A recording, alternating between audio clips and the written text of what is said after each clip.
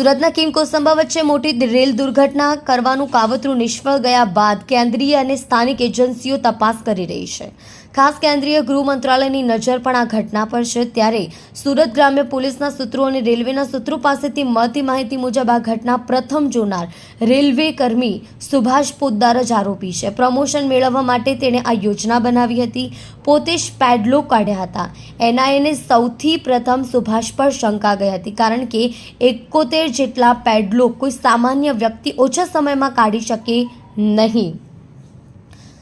જ્યારે ઘટના પ્રકાશમાં આવી એ પહેલા 3 ટ્રેન ત્યાંથી પસાર થઈ, પરંતુ ત્રણેય ટ્રેનના લોકો પાયલટને કોઈ પણ શંકાસ્પદ વસ્તુ નજર આવી નહોતી. કોઈ પણ ફૂટપ્રિન્ટ કે અન્ય શંકાસ્પદ વસ્તુ ઘટના સ્થળેથી મળી આવી નહોતી, જેથી એનઆઈને પહેલેથી શંકા હતી કે સુભાષ ખોટું બોલી રહ્યો.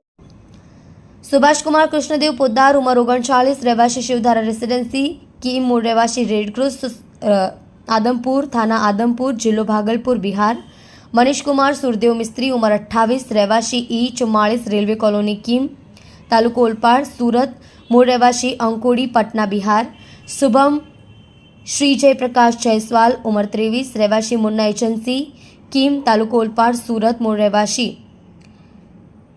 કેરાઈગાંવ, સાહબગંજ, ચંડોલી, યુપી.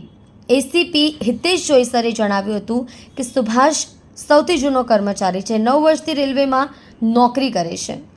મનીષ છેલ્લા 1.5 વર્ષથી કામ કરે છે. ત્રીજો શુભમ છે, કોન્ટ્રાક્ટ પરનો લેબર છે અને એ થોડા દિવસથી જ આવ્યો છે. સુભાષના કહેવાથી મનીષે તેની સાથે રહ્યો અને આ કૃત્યને અંજામ આપ્યો છે. આમાં મુખ્ય આરોપી સુભાષ છે. ત્રણેય આરોપી ટ્રેક મેન્ટેનન્સની ટ્રેકમેન્ટ તરીકેની જવાબદારીઓ નિભાવે છે. કલ્પેશ રાણાની સાથે જોતા રહો news 9 Gujarati news channel, Surat.